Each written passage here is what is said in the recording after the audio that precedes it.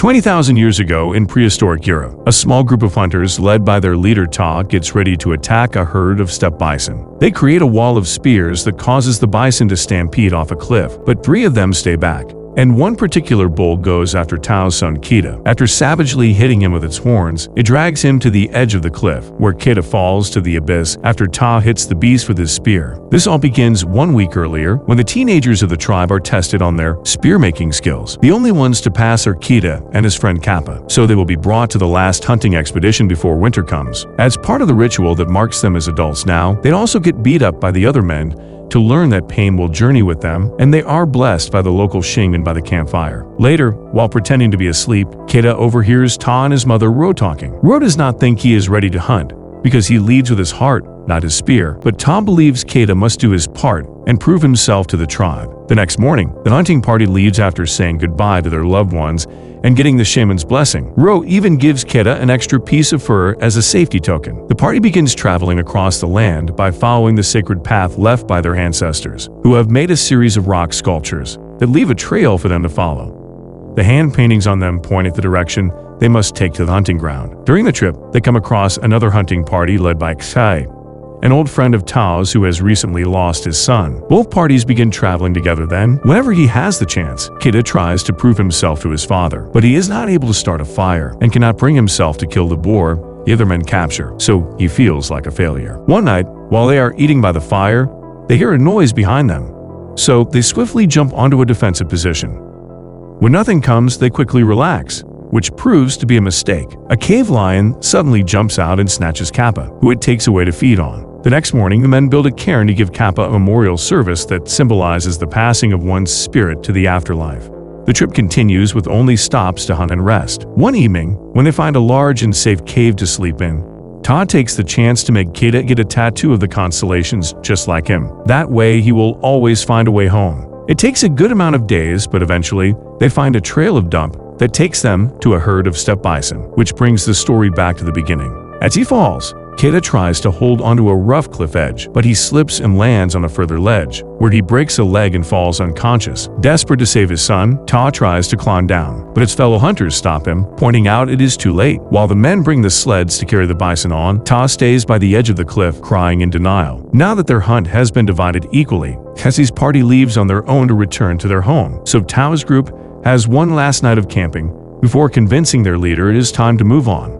The following morning, Ta builds another cairn while tears of grief continue to fall. Many hours after the party is gone, a vulture lands on Keda and tries to feed on him. This makes him wake up, and after pushing the bird off him by wringing its neck, he realizes the situation he is in. Dragging his broken leg behind him, Keda tries to climb down, but there are not enough rough edges for him to hold on, and ends up hanging in there for a long, excruciating moment. Soon after, a storm arrives and begins flooding the ground below him, so Keda comes to terms with what he has to do and lets go of his grip, landing in the water and falling unconscious again. When he wakes up the next morning, it has stopped raining and the flooding is gone. After drinking water from a poodle and splinting his injured foot, Keda slowly makes his way back to the top of the cliff, where he finds the memorial his father left for him. But Keda kicks it out in frustration when he realizes he has been left alone and must find his way home on his own. Keda begins traveling alone. He feeds himself bugs, fills his canteen in any poodle he can find, and climbs trees to sleep safely at night away from predators. When a pack of wolves finds him in the middle of the day, Keda runs to a tree again, stabbing one of the wolves when it grabs his leg before he finally climbs to safety. He stays on top of the tree until the wolves get tired of waiting, and they all leave except for the one Keda injured. He prepares his spear to finish it off,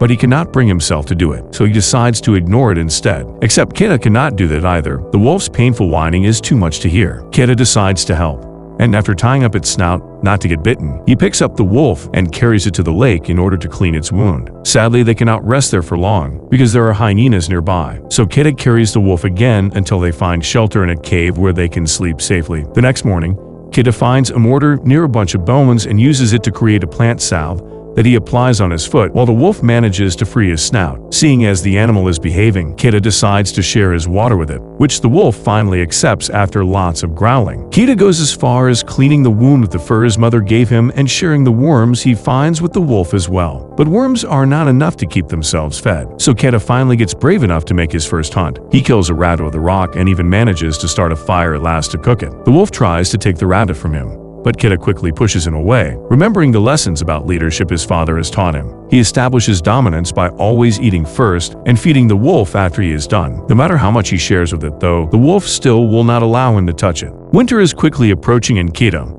must find a way home before snow begins to fall. He does not think he can make it without his father, but he has to try. After putting together enough supplies and struggling with the wolf to get his fur back, Keda leaves the cave and begins walking his way back, feeling frustrated because the wolf will not stop following him no matter how many times he tells it to go away. Eventually, Keda gives up and accepts the wolf as his new travel companion, even training it to come over when he whistles. Their first attempts at hunting together are a complete bust, but after a few tries, they manage to find a way to sync their attacks and get their prey without too much effort. At night, Keda double-checks they are going in the right direction by using the constellation tattoo on his hand, and the wolf begins sleeping next to him, even allowing him to touch it now that he has gained his trust. After an afternoon spent in the lake bathing and fishing, Keda decides to name the wolf Alpha. Their trip is taking so long that winter finally catches up with them and snow starts to fall. One evening, while they are eating by the bonfire, they are approached by a pack of wolves that turns out to be Alpha's family. Knowing what it's like to miss your loved ones, Keda tells Alpha to go with them, so now he is left to continue traveling alone. As time passes, snowstorms become more common, so Keda is having difficulty making much progress each day, especially when he has a devastating dream of Tao arriving home and giving Ro the bad news. After a few days of walking through yet another storm, he comes across Alpha and its pack, but when he runs towards them, the ice breaks under his feet and he falls into the freezing water. As his mother's fur and most of his equipment float away, Keda hits the ice with his knife and manages to break enough to let Alpha drag him out. The two of them begin traveling together again, and later that night, Keda sleeps hugging Alpha to regain some warmth in his freezing body. After advancing a few more miles,